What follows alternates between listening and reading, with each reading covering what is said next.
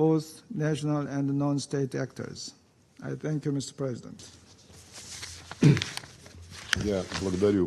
I thank the representative of the Republic of Korea, and I now give the floor to the representative of Algeria. Mr. President, at the outset, I would like to thank the Russian Federation for organizing this meeting. I also extend our gratitude to Mr. Courtney Rattray for his insightful briefing. For over 9 months, the Israeli occupation aggressions against the defenseless Palestinian people has persisted, resulting in a devastating toll of casualties. Around 130,000 Palestinians have been martyred and wounded. The international community appears powerless to stop the relentless killing machine that targets innocent people in the street of Gaza. The suffering of the people of Gaza worsens daily. The Israeli occupying forces displace Palestinians for their homes, destroy their communities, and inflict death with impunity. We call for accountability.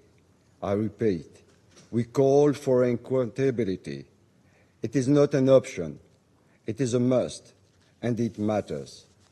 Unfortunately, the international community has yet to implement effective measures to stop these atrocities.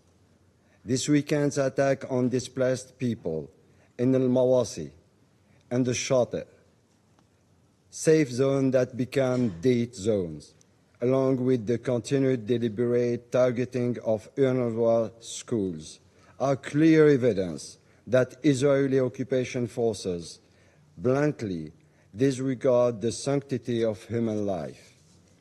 The international community seems paralyzed, held hostage by war criminals in the Israeli occupation government. These people thrive on Palestinian suffering and violate international law and humanitarian norms, using it as a tool for pressure and bargaining. Palestinians now face famine as confirmed by UN reports. This is a war crime. The Security Council must take the necessary steps as outlined in Resolution 2417.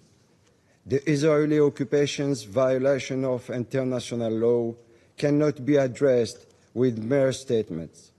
It requires decisive sanctions to hold the occupation accountable. Mr. President, the provisional measures of the ICG were clear. The occupation authority must immediately provide essential services and humanitarian aid to Palestinians in Gaza.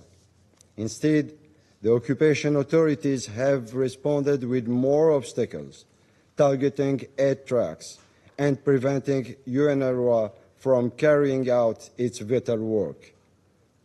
The Rafah crossing, which the court ordered to remain open, has been completely destroyed by the occupiers. The ongoing policies of ethnic cleansing and collective punishment against Palestinians marks the Security Council's inability to enforce its resolution.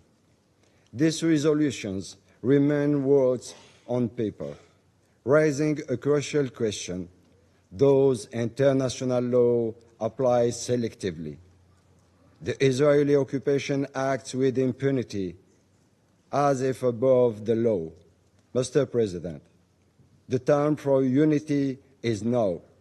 Let us put aside difference and work towards an immediate ceasefire in Gaza and a lasting, just solution for Palestine. This solution must be based on international consensus, upholding the Palestinians' right to self-determination and the establishment of their independent state on their ancestral land, a fate that they decide for themselves.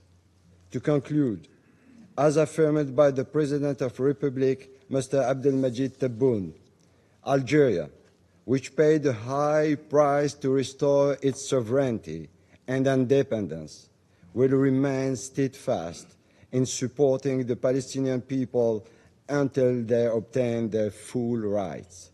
Mr. President, the horrific image of killing and destruction that we see today in the occupied territories must mark the last chapter of Palestinian suffering.